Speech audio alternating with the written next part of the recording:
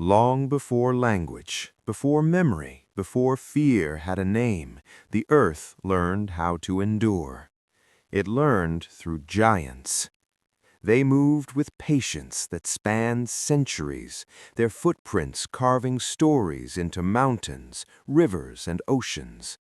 Not as heroes, not as monsters, but as living embodiments of balance, of forces older than humanity itself. When two such beings rise against one another, it is never only a battle of strength. It is a collision of instincts, of ancient roles written into bone and roar.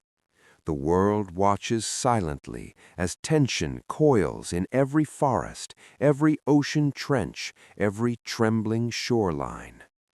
This is not a story of conquest, it is a story of survival, of the last guardians called forth by imbalance, forced to confront not only each other, but the very weight of existence. And in that confrontation, the earth itself holds its breath, waiting to see which force will endure. The earth stirs. Beneath forests, mountains, and oceans, ancient forces sense imbalance. Kong rises from the shadows of the jungle, muscles coiled, eyes reflecting centuries of solitude and vigilance.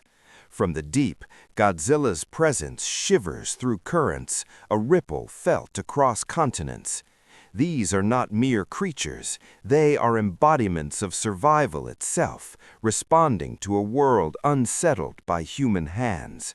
Their awakening mirrors a psychological truth.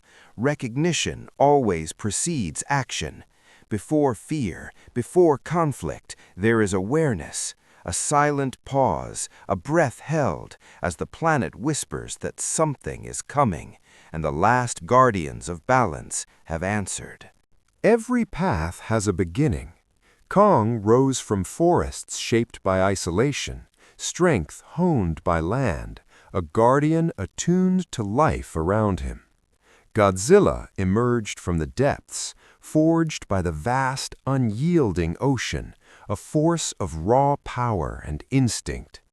Their worlds never touched, yet each echoed the same need, to survive, to endure.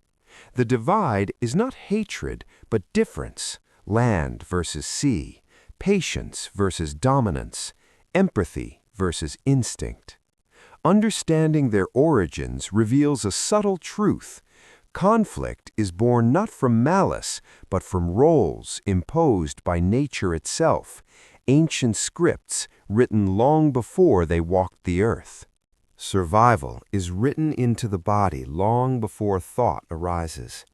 Kong's strength, his keen awareness of every branch and stone, reflects evolution's careful design. Godzilla's sheer power and resilience echo the ocean's unpredictable might. Territory, dominance, instinct, these are the rules older than memory, etched into bone and nerve. Conflict emerges naturally when survival strategies collide, each giant acting without malice, guided by forces too ancient to resist. Watching them is a lesson in biology, psychology, and cosmic timing. Their battle is inevitable, not personal. It is the earth itself teaching, in slow, deliberate movements, what it means. Even giants feel the burden of expectation. Kong resists the role forced upon him, protector, warrior, symbol, carrying responsibility heavier than his immense frame. Godzilla moves with a similar weight, guided by instinct, yet pressed into paths dictated by imbalance and threat. Each step is a struggle against destiny itself, a tension between what they are and what the world demands. Inner conflict ripples through muscles and nerves, through every roar and pause. The cost of resistance is silent, invisible, yet undeniable. Watching them is to witness the quiet exhaustion of beings bound by survival, carrying the impossible weight of choice. In the pause between heartbeats, understanding arrives.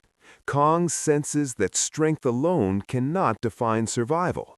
Godzilla feels that raw power may not be the answer to imbalance. Their eyes meet, not in hatred, but in recognition of shared purpose. The world they defend is fragile, yet demands confrontation. In this silent moment, realization dawns. The enemy is not each other, but the forces that have unsettled the earth. Awareness shifts from instinct to insight. A subtle turning point emerges, where survival becomes not a battle of destruction, but a quiet comprehension that the path forward may lie in understanding rather than conflict.